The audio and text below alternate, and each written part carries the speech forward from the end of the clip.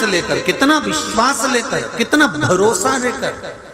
और हम आपसे भी कहेंगे, यहां से जब जाया करो, यहां से तुम जाओ, जो ट्रेन से आए हैं वो अपने हिसाब से, जो गाड़ियों से आए हैं अपने हिसाब से। हम रोज प्रतिदिन इस व्यासपीठ से, हमने परली बैजनाथ में ये बात बार बार नहीं बोली, पर 2 दिन से आपने सुना होगा, इस व्यासपीठ से 2 दिन से कथा छूटने पर कहते हैं कि अपनी गाड़ी धीरे से निकालना, अपनी गाड़ी धीरे से ले जाना। बोलो, बोलते कि नहीं बोलते? तो हो सकता है मेरा शंकर इस वाणी से निकलवा रहा है,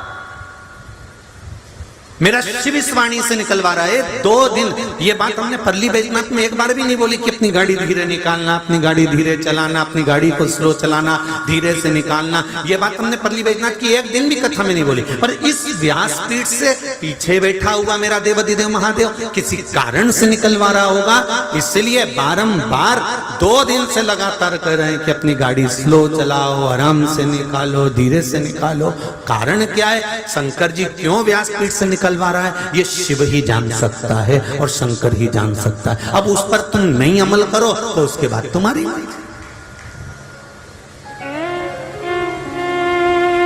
थोड़ी सावधानी रखिए, जाने में भी, आने में भी, भगवत स्मरण में भी, कीर्तन में। आपका किया गया भजन, स्मरण, कीर्तन, मंत्र जाप सुख दे, उससे बढ़कर कोई आनंद नहीं।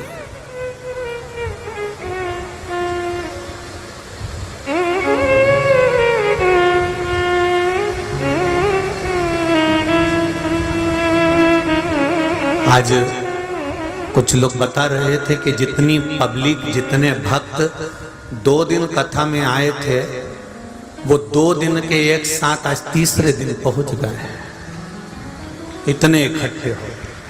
अब व्यवस्था तो व्यवस्था ही है, तो उसको संभालना आपको है, अपने आप को आप संभालना, कोई दूसरा नहीं।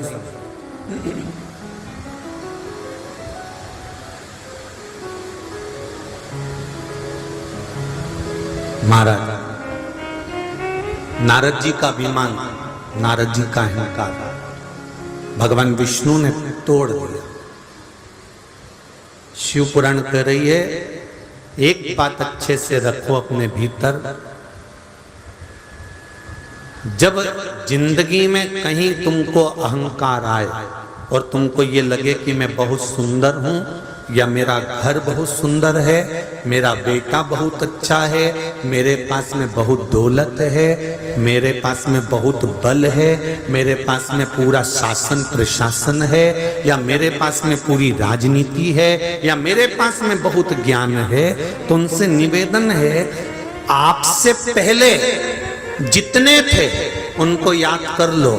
बलवान तो दारा सिंह भी था, नाचने में एक्सपर्ट तो माइकल जैक्सन भी था, गाने में कोकिला कंठ की तो लता मंगेशकर भी थी। जरा हिसाब लगाइए, आप सुंदरता का बखान करें तो आपसे सुंदर ना जाने कितनी ब्यूटी क्वीन निकल चुकी, कितनी। आपको अगर अभिमान लगे तो एक बार जरा झांक कर देखना कि जिनके पास में करोड़ों की दौलत थी उनको भी छोड़कर जाना पड़ा है, तो हम किस चीज का अभिमान करें? ये तो सब छूटने वाली है। इसलिए उस परमात्मा को याद कर कर अभिमान नहीं करना, हमको धन्यवाद देना है कि तूने घर दिया, तूने परिवार दिया, तूने कुटुंब दिया, तूने कबीला दिया, तूने शरीर दिया, ये तुझे धन्यवाद है। हमें परमात्मा को रोज प्रतिदिन धन्यवाद देना है कि माता के गर्भ में थे। अगर तू जन्म देते देते एक आध आंख निपटा देता तो क्या मैं झगड़ा करने ऊपर आता, या हाथ पैर तोड़कर भेज देता तो क्या मैं झगड़ा करने आता? पर तेरी कृपा है कि मेरी इंद्रियां, पूरा शरीर ठीक है, ये तेरी कृपा है। अच्छे घर में जन्म दिया, ये तेरी कृपा है। अच्छे घर में विवाह करवा दिया, ये तेरी कृपा है। मुझे अच्छे बच्चे दिए, ये तेरी कृपा है। तूने काम धंधा दिया, ये तेरी कृपा है। मुझे अपने घर में रखा है, ये तेरी कृपा है। मुझे अच्छे कुल में भेज दिया, ये तेरी कृपा है। मुझे अच्छे समाज में भेज दिया, ये तेरी कृपा है। कि मुझे भारत की भूमि पर भेज दिया, ये तेरी कृपा, किसी दूसरे की नहीं हो सकती। अमेरिका में पैदा हो जाते और मरने के बाद लिखा होता डेड बॉडी एक्सपायर, और उस पे लिखा होता एक्सपायर डेट, इतनी तारीख को मरे।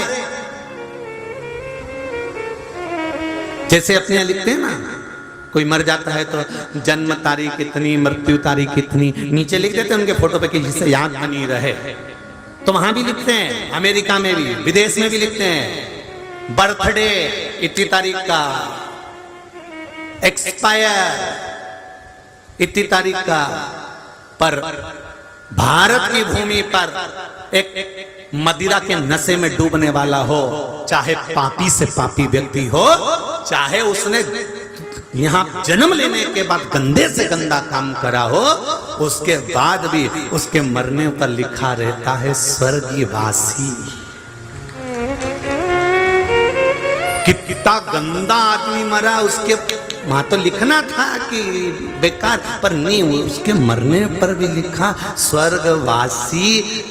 और ये नाम तो स्वर्गवासी क्यों लिखा? तो किसी ने पूछा, अमेरिका में मरे तो एक्सपायर लिखा रहता है, हमारे तो एक्सपायर लिखा रहता है, भारत में मरने वाला पापी से पापी, कुत्ते से कुत्ता, दारू कुत्ता तक मरे नहीं तो उसके आगे भी लिखा रहता है स्वर्गवासी। तो इसने कौन सा अच्छा काम कर दिया? तो क्या कोई काम अच्छा नहीं करा, बस एक काम अच्छा करा कि भारत की भूमि पर जन्म लिया। भारत में जो जन्म लेकर मरता है वो स्वर्ग जाता है, भले भजन करे ना। इसलिए उसके नाम क्या आगे लिखा था? स्वर्गवासी, एक्सपायर नहीं।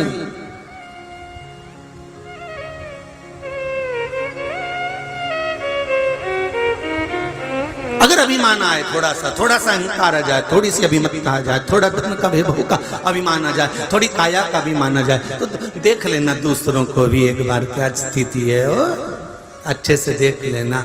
या फिर जो पुराने पहले के जो हीरो हीरोइन हैं कितने सुंदर दिखते थे, अब उनको देखना कुर्सी पे बिठाने के लिए भी तो आदमी उठा के धरते हैं। पहले उनको बत्ती सी फंसाना पड़ती है तब कुछ बोल पाते हैं। हलवा इनसे ना हो पाएगा। क्यों नहीं? आज तक फिटनेस की तरफ एक कदम भी नहीं लिया। ले तो लिया हलवा। जरा विचार करिएगा कि किस बात का अहंकार कर कर बैठे हो, किस अभिमतता में जी रहे हो, किस अहंकार में जी रहे हो। अगर मीराबाई से पूछा, मीराबाई तो किस बात का अभिमान करती है? मीरा कहती है, मेरो एक बड़ोरे अभिमान की मेरा गुरु समर्थ है। मीराबाई कहती है, अभिमान करना तो गुरु के ऊपर करना, जिस गुरु ने मुझे भव से पार लगा दिया, ऐसा गुरु अगर जीवन में मिले तो मनुष्य तर जाए। मीराबाई कहती है, मुझे अभिमान अपने गुरु का है। और जनाबाई कहती है, मुझे अभिमान अपने गुरु नामदेव जी का है। नामदेव जी कहते हैं, मुझे अभिमान अपने गुरु का है। रामकृष्ण परमहंस कहते हैं, मुझे अभिमान अपने गुरु का है। स्वामी विवेकानंद कहते हैं, मुझे अभिमान अपने गुरु का है। जीवन में जन्म लेने के बाद अभिमान करना तो अपने गुरु का करना कि मेरे गुरु ने मुझे भव से पार उतार दिया, मेरे गुरु ने मुझे मंत्र दिया, स्मरण दिया, पूजा बताई, अर्चना बताई, स्मरण कराया, कीर्तन कराया और भव से पार उतार दिया। ये अभिमतता हो तो गुरु की हो कि मेरे गुरु ने मुझे पार लगा, मेरी नहीं कि मेरे पास गाड़ी है, मेरे पास बंगला है तो मेरे अनुसार गुरु जी चलेंगे। नहीं नहीं नहीं नहीं, हम गुरु के अनुसार चलें।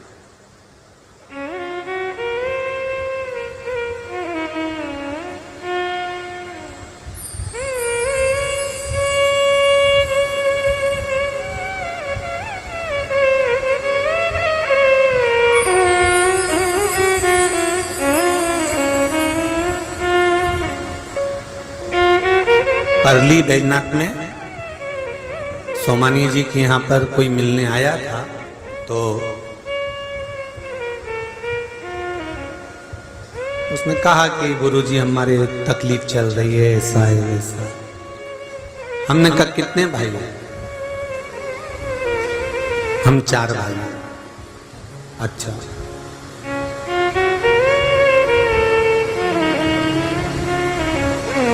सब एक साथ रहते हैं कि अलग अलग रहते हैं? सब अलग अलग रहते हैं। अच्छा,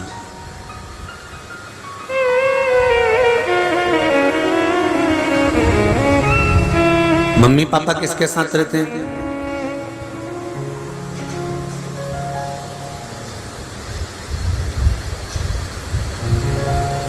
हमने प्रश्न किया मम्मी पापा किसके साथ रहते हैं, उस उत्तर को सुनोगे तो शायद आपकी खुशी का ठिकाना नहीं रहेगा। मम्मी पापा 4 में से किसके पास रहते हैं, तो वो लड़का कहता है मैं मम्मी पापा के पास रहता हूं।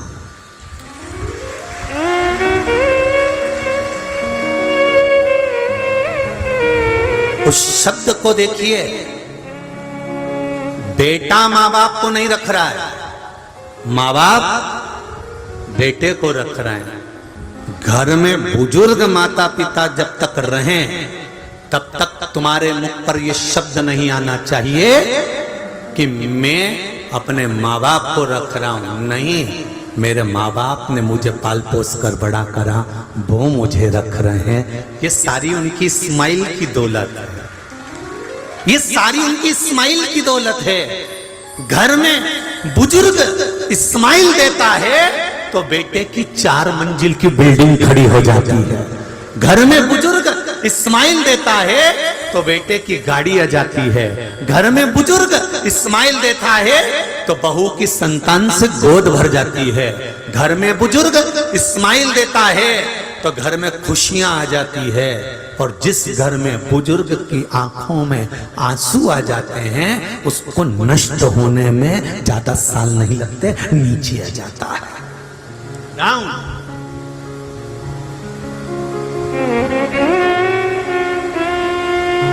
दौलत है बुजुर्ग, दौलत है बड़े हमारे घर के। कई लोग कहते हैं हमारी मम्मी पक्षपात करती है, हमारे पिताजी पक्षपात करते हैं, वो हमको अपशब्द कहते हैं, वो हमको गाली देते हैं। पक्षपात करते हैं ना, हो सकता है सोने को जितना तपाया जाता है उतना निखार आता है। सुनार उसको कूटता है, पीटता है, तपाता है, फूकनी से फूक मारकर उसको जलाता है, काला तक कर देता है। पर सुनार को मालूम है कि मैं अभी पीटूंगा, अभी मारूंगा, अभी इसको तारूंगा, जब ये बिकेगा बाजार में तो इसकी कीमत बढ़ जाएगी। एक मार्बल का टुकड़ा मंदिर में फर्श में लगता है, तुम्हारे यहीं के मंदिर में जाकर देखना, कहीं के भी पत्थर में भी मार्बल, पांव के नीचे भी मार्बल लगा है। और जो मूर्ति भगवान नारायण की, लक्ष्मी की, विष्णु की, दत्त की जो मूर्ति सामने है वो भी मार्बल की है। बोलो सही है कि गलत है? मार्बल जमीन में भी लगा, मार्बल मूर्ति में भी लगा। एक ही मार्बल, एक ही खदान का, एक ही दुकान का, जमीन में भी लगा है और मंदिर में भी रखा है। बस अंतर इतना था, मार्बल जब खदान में से निकलता है तो प्रत्येक मूर्ति बनाना वाला प्रत्येक खदान के पत्थर की मूर्ति बनाना चाहता है। क्यों? मूर्ति की कीमत ज्यादा मिलती है, जमीन पर लगने वाले फर्श की कीमत कम मिलती है। तो प्रत्येक मूर्ति बनाने वाला मूर्ति बनाना चाहता था। उसने पत्थर निकाला, निकालकर तराशना प्रारंभ करा। उसने जो हथौड़ी मारना प्रारंभ करी, पत्थर टूट कर गिर गया। उसने कहा इसकी मूर्ति नहीं बन सकती, इसको पांव के नीचे लगवा दो। तो जमीन पर लगाया गया। जिसको तराशा गया, जिसने चोट को सहन करा था, हथौड़ी को सहन करा था, जो चोट सहन करता गया वो मंदिर में बैठकर पूजा गया, वो भगवान बनकर पूजा गया। जो चोट सहन नहीं कर पाया वो जमीन पर रखा गया। उस पर लोगों ने थूका, गालियां दी, पत्थर रखाया, लात रखाई, जूता रखाया। उस पर किसी ने पूजन नहीं करी, उस पर लात रख कर गए हैं। बस माता पिता अपशब्द कह रहे हैं, माता पिता ताने दे रहे हैं, माता पिता गालियां दे रहे हैं, माता पिता पक्षपात कर रहे हैं। उनको करने दो, हो सकता है वो तुमको तपाएंगे, इतना तपाएंगे, इतना तपाएंगे कि सोने जैसा निखार देंगे। आज नहीं तो कल तुम खुद देखना, जिसको माता पिता ने अपनी वसीयत दी थी वो रो रहा होगा, और जिसको माता पिता ने नसीहत दी थी वो उन्नति पर चढ़ रहा होगा। जिसको वसीयत दी थी उसका लड़का फूल गया, अरे पापा दादी ने मुझे बंगला दे दिया, अरे पापा दादाजी ने मुझे ये दे दिया। पैसा पैसा देख के छोरे ने डब्बा खेल लिया, शेयर मार्केट में लगा दिया, दोस्तों के साथ जुए में बैठ गया, मांसाहार में बैठ गया, वेश्यावृत्ति में बैठ गया, सारा नाश मिला दिया। जिसको वसीयत मिली थी वो आज भी रो रहे हैं, और जिनको नसीहत मिली थी वो आज खुशी की जिंदगी जी रहे हैं, क्योंकि उनकी औलाद को कुछ नहीं मिला पर संस्कार। दादी की सेवा करना, पापा दादी तो मुझे पूछती तक नहीं, कोई बात नहीं, पानी पिला कर आ, दवाई दे कर आ, जा डॉक्टर को दिखाया। पापा तो ताऊ जी का लड़का भी तो है, उसके पास तो गाड़ी है, अपन क्यों जाए? बेटा माँ है ना, दादी है ना, अपने पास कुछ नहीं है, जा साइकिल पे बिठा कर ले जा, जा गोदी में उठा कर ले जा, जा दादी को दिखा कर आ, जा दादाजी का हाथ पकड़ कर जा। उसने इनको नसीहत दी है और वो नसीहत इतनी फली कि ऐसी मंडी में उनका व्यापार आज भी चल रहा होगा। जिनको नसीहत मिली वो आज भी ठाठ से जी रहा होगा, और जिनको वसीयत मिली, प्रॉपर्टी मिली, जमीन मिली, जायदाद मिली, मालूम पड़े कर्जे में इतने लदालू हो गए कि सब बेच कर जाना पड़ा होगा, दूसरे गांव में जाकर शिफ्ट होना पड़ा होगा। अंतर है नसीहत और वसीयत में। थोड़ा जरूर तुम्हें सियोर वाले महाराज की बात बुरी लगती होगी, लग जाए, उसमें कोई दिक्कत वाली बात नहीं है। अगली बार हिंगोली मत बुलाना, हम जबरदस्ती आ जाएंगे, उसमें कोई टेंशन नहीं, उसमें चिंता मत करो। पर सुधार के थोड़ी बहुत तो अपनी जिंदगी में, वो कहते हैं ना 300 ग्राम खाना खाओ तो 30 बूंद खून बनता है। कितना? जम के बोलो, 30 बूंद खून। 200 ग्राम खाना खाओगे 20 बूंद खून बनता है। तो कहा इतना सारा खाया था, वो गया कहाँ? तो के जो खाया था वो तो भ्रष्टा में चले गया, वो तो गंदगी में चले गया। बचा कितना? के 30 बूंद खून बचा, 30 बूंद खून बचा। अब 30 बूंद खून में से भी 1 बूंद खून तुम्हें ताकत देता है, जिससे तुम्हें एनर्जी मिलती है और तुम चल फिर सकते हो। तो 300 ग्राम खाने से 30 बूंद खून बना, 30 बूंद खून से 1 बूंद ताकत बनी, और वो ताकत तुमको चलाती है। उसी तरह 3 घंटे की कथा में से 3 मिनट की कथा समझ आई। 3 मिनट की कथा में से 1 मिनट की भी अगर यहां लग गई तो जिंदगी सवर गई, बस हो गया कल्याण।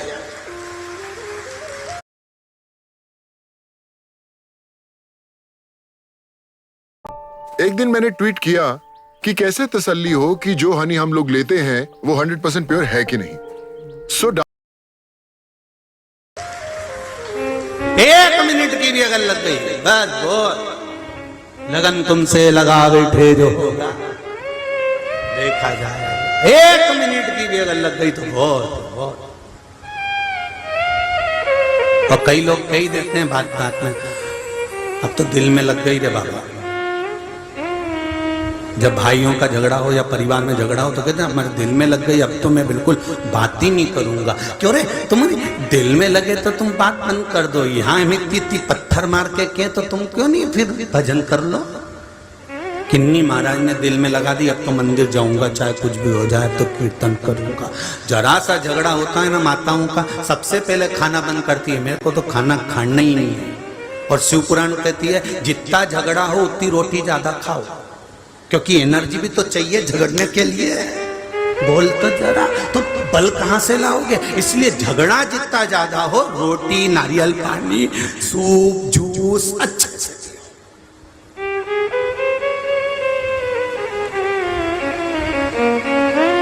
खाना नहीं छोड़ना। लोग तुम्हें ताव दिलाएंगे, झगड़े में ताव दिलाएंगे, बहुत ताव दिलाएंगे, मत खा, तो तुम भी कह देना खाऊंगी जा। और अभी के अभी जाओ ने 2 रोटी में अचार का मसाला लगा, फिंगर बना के, गुट्टा बना के वहीं बैठ के खा ले। अपन खाना नहीं छोड़ना अपने को, चाहे कुछ भी हो जाए। लोग के यहाँ से चली जा, अपने मायके जा, कि नी जाऊं यहीं छाती पे मूंग डालूंगी और मोबाइल लेके कथा सुनने बैठ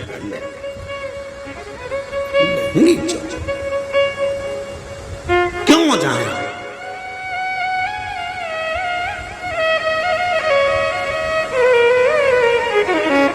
कितना ही ताव दिलाएं लोग, अपने को नहीं जाना। अपने को तो भजन, देव ऋषि नारद का अभिमान इतना हो गया था कि देव ऋषि नारद को भगवान विष्णु ने अभिमान को तोड़ दिया। वही नारद ने पार्वती जी को ज्ञान उपदेश दिया था, वही नारद जी ने बाल्यावस्था में नारद जी ने पार्वती को ज्ञान दिया था, समझाया था पार्वती अगर हिमालय राज तुम्हारी बेटी शिव की आराधना करेगी तो शंकर इसको मिल जाएंगे। पार्वती जी ने तब साधना करी पर शिव नहीं मिले, नहीं मिले, शंकर नहीं मिले।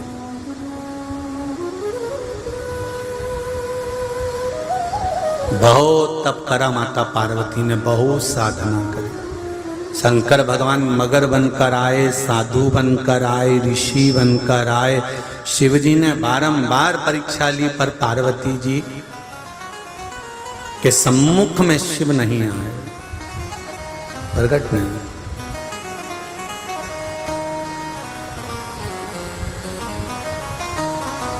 शिव सम्मुख नहीं आए।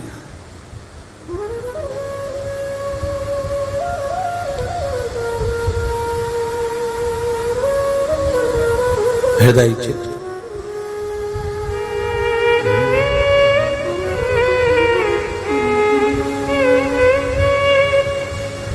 भगवान शंकर को बारंबार पार्वती जी ने पुकारा, बारंबार।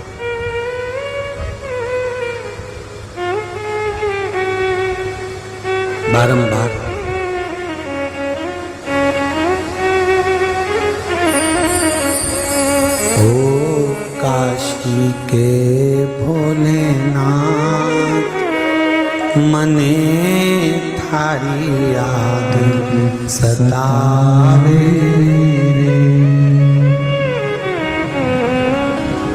हिच क्या ना रोके भोलेनाथ, हिच क्या ना रोके भोलेनाथ मने थारी याद सतावे। ओ काशी के भोलेनाथ मने थारी याद सतावे। ओ काशी के भोलेनाथ सब गाइए। मने थारी याद सतावे। हिच क्या ना रोके भोलेनाथ, हिच क्या ना रोके भोलेनाथ मने थारी याद सतावे। ओ काशी के भोलेनाथ मने थारी याद सतावे। बड़े भाव से, आनंद से।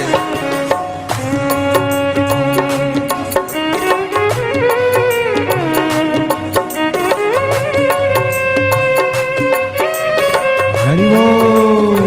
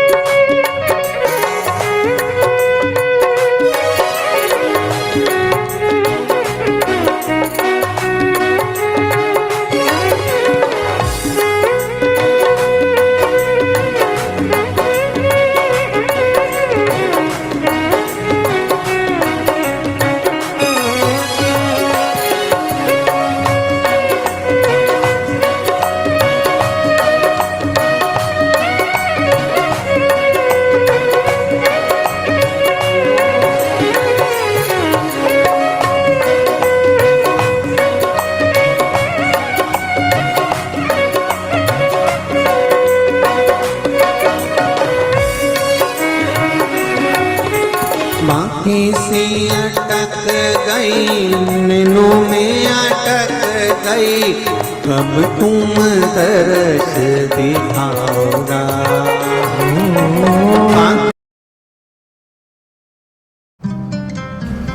लास्ट स्टॉप भाई साहब, हमारे साथ वापस चलना है क्या? ये सी अटक गई, नैनों में अटक गई, कब तुम दर्श दिखाओ। बांकी सी लटक गई, नैनों में अटक गई, कब तुम दर्श दिखाओगा। बांकी सी लटक गई, नैनों में अटक गई, कब तुम दर्श दिखाओगा। गिरना बंधेरे भोलेनाथ, अब हीर ना बंधेरे भोलेनाथ, मने थारी याद सतावे। ओ काशी में भोलेनाथ, मने थारी याद सतावे। ओ काशी के भोलेनाथ, मने थारी याद सतावे। ओ काशी के भोलेनाथ, मने थारी याद सतावे। पीछे क्या ना रोके भोलेनाथ, प्यारा रुके भोलेनाथ, हिच क्या ना रोके भोलेनाथ, हिच क्या ना रोके भोलेनाथ, मन में थारी याद सतावे। ओ काशी के भोलेनाथ, मने थारी याद सतावे। आओ आओ जी म्हारा भोलानाथ, आओ आओ जी म्हारा भोलानाथ, आओ आओ जी म्हारा भोलानाथ, आओ आओ जी म्हारा भोलानाथ, मन में थारी याद सतावे। ओ काशी के भोलानाथ, मने थारी याद सतावे।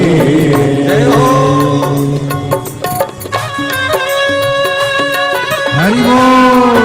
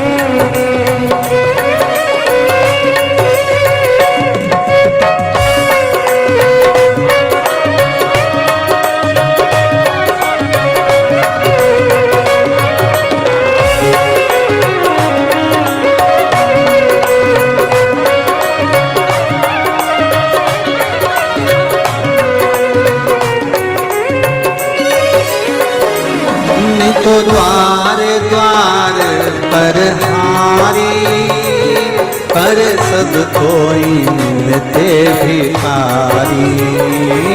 मैं तो द्वार द्वार पर हारी, पर सब कोई मिलते भिखारी।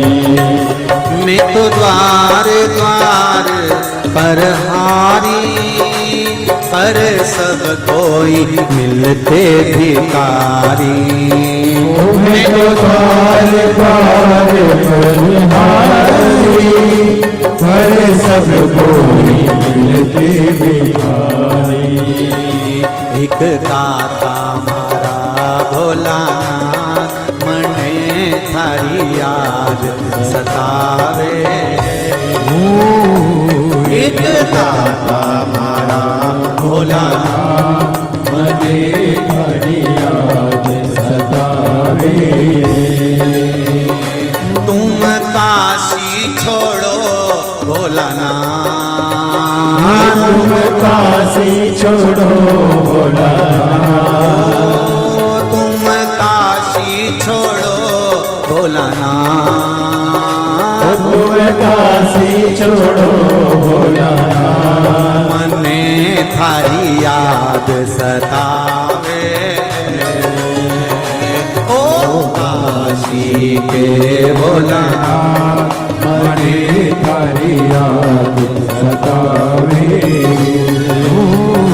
ओ काशी के भोलानाथ, मने थारी याद सतावे।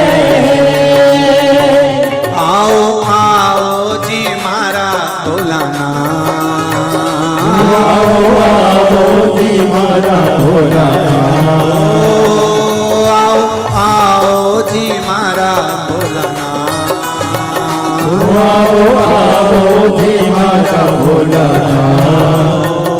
हिंगोली आओ जी आओ भोलानाथ, हिंगोली आओ जी आओ भोलानाथ। मने थारी याद सतावे।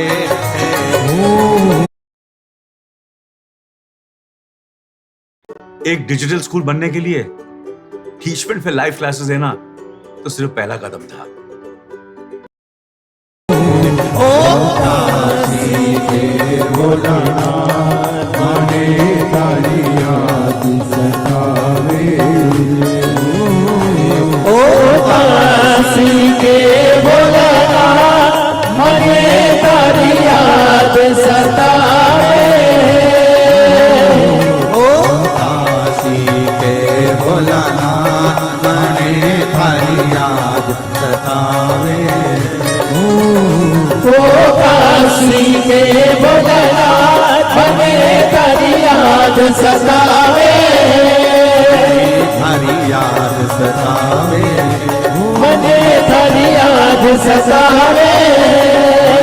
थारी याद सतावे, मने थारी याद सतावे।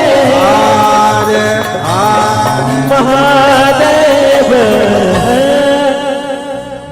तुम काशी छोड़ो भोलानाथ,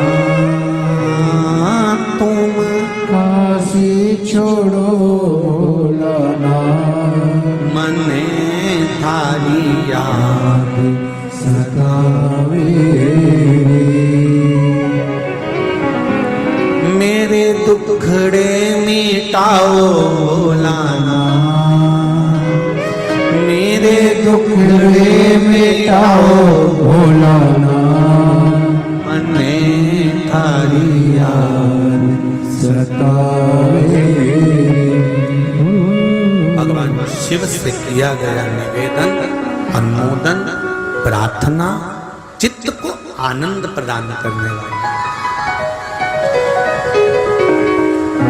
चित्त से आनंद से भगवान की भक्ति जो करी जाती है उसका सुख ही दूसरा।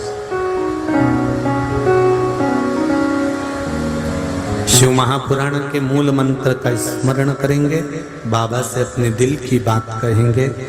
पहले भी कथा में कहा, जब शिव महापुराण का मूल मंत्र श्री शिवाय नमस्तुभ्यम बोला जाए, आप भी बाबा से कहकर अपने दिल की बात उससे कह दो कि मेरा ये बाबा भाव है, आप पूर्ण करिए, सुनेगा। श्री शिवाय नमस्तुभ्यम, श्री शिवाय नमस्तुभ्यम, श्री शिवाय नमस्तुभ्यम, श्री शिवाय नमस्तुभ्यम, श्री शिवाय नमस्तुभ्यम। भोला सर्वदुख काटो मारा, ओ भोला सर्वदुख काटो मारा। शिव शंकर जपो तेरी माला, भोले बाबा जपो तेरी माला, भोला सब दुख काटो मारा, ओ भोला सब दुख काटो मारा। भगवान से अपने हृदय की बात कहें कि बाबा, स्वयं देवऋषि नारद के कहने पर जो पार्वती जी तप साधना में लगी थी, शिव को प्राप्त नहीं कर सकी, तब नारद जी ने पार्वती जी को जाकर देखा कि इतना घोर तप करने पर तो भगवान प्रकट हो जाना चाहिए, फिर ये प्रकट क्यों नहीं हो?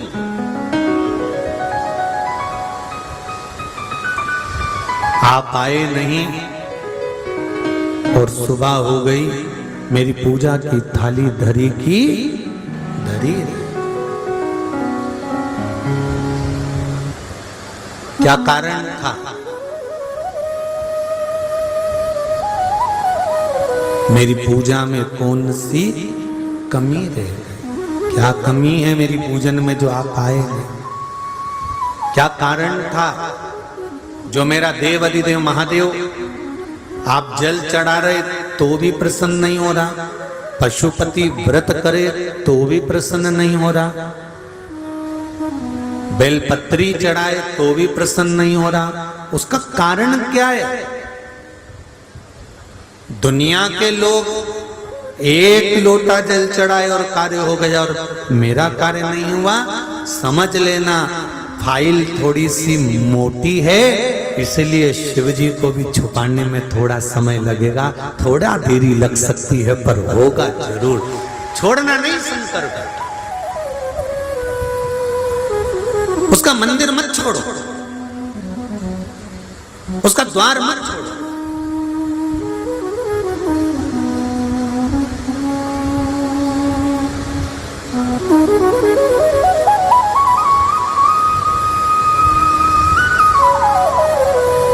और जब मंदिर और द्वार नहीं छूटेगा,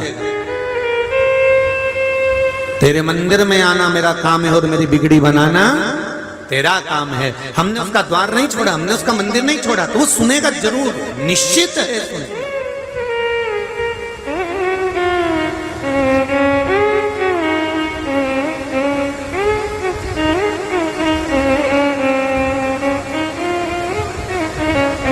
जाना है। देवऋषि नारद को लगा कि आखिर कारण क्या है। नारद जी पार्वती जी को देखकर तुरंत वहां से सीधे ब्रह्मा जी के पास गए, क्योंकि जब मन में कोई भाव उत्पन्न हो, मन में यदि कोई तकलीफ उत्पन्न हो, मंदिर में मन के अंदर अगर कोई कष्ट उत्पन्न हो रहा है, मन के अंदर कोई भाव उत्पन्न हो रहा है, तो सबसे पहले अपने माता पिता से जाकर करो।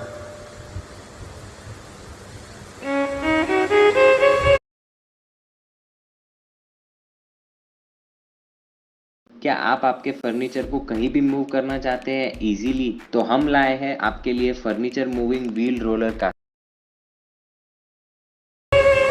अगर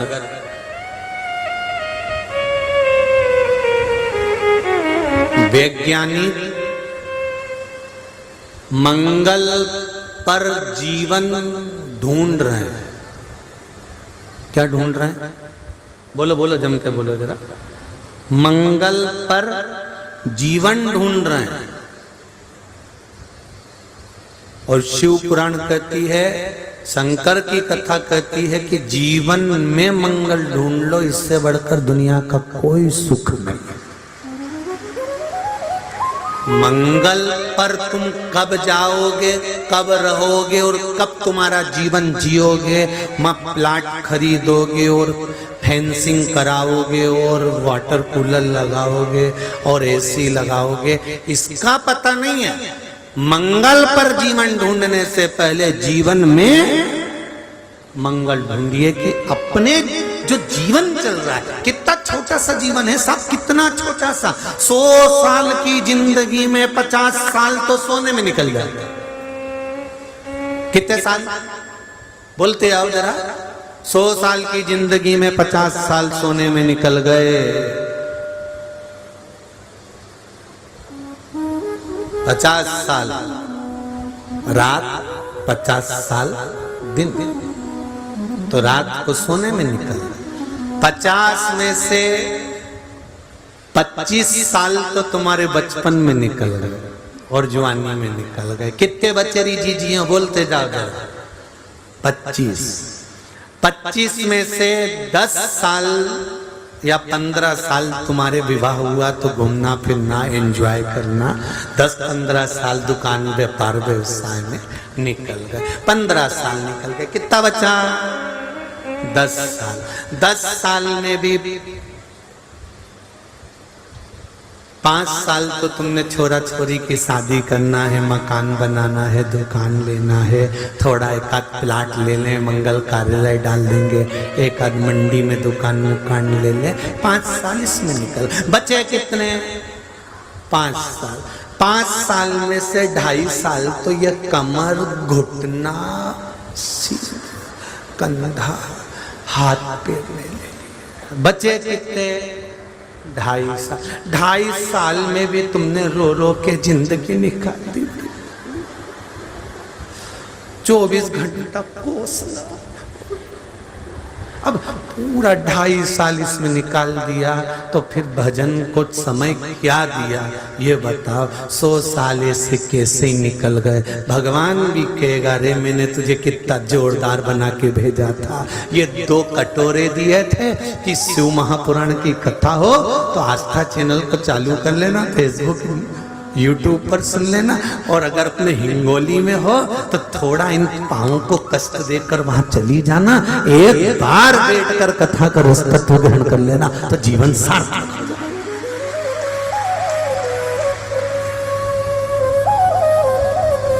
आज कथा में हमारे वो सूरत वाले सोमानी जी भी पहुंचे होंगे, कहाँ बैठे? ठीक है, अच्छा पीछे हो गया। जहां तक कथा में कई शिव महापुराण की कथा ऑनलाइन करवा चुके हैं, कई कथाएं करवा चुके हैं। सोमानी सूरत से हैं, कपड़ों की फैक्ट्रियां हैं बाबा की कृपा से, और दोनों पति पत्नी का नियम है कि कहीं अगर कथा हो रही है 1 दिन 2 दिन के लिए बाबा की कथा, तो हम इनसे पूछते हैं तुम्हारी इतनी फैक्ट्रियां और फैक्ट्री को चला कौन रहा है? तो गुरुजी आप ही ने तो कहा बाबा चलाता रहता है। तो कई बार तो पूरा की पूरा 2 ही बेटे, बहुएं, पोता पोती सब कथा में आके बैठ जाते हैं और फैक्ट्री भोलेनाथ जी चलाते रहते हैं। तो ये तो शिव की उपासना है। शिव ये शंकर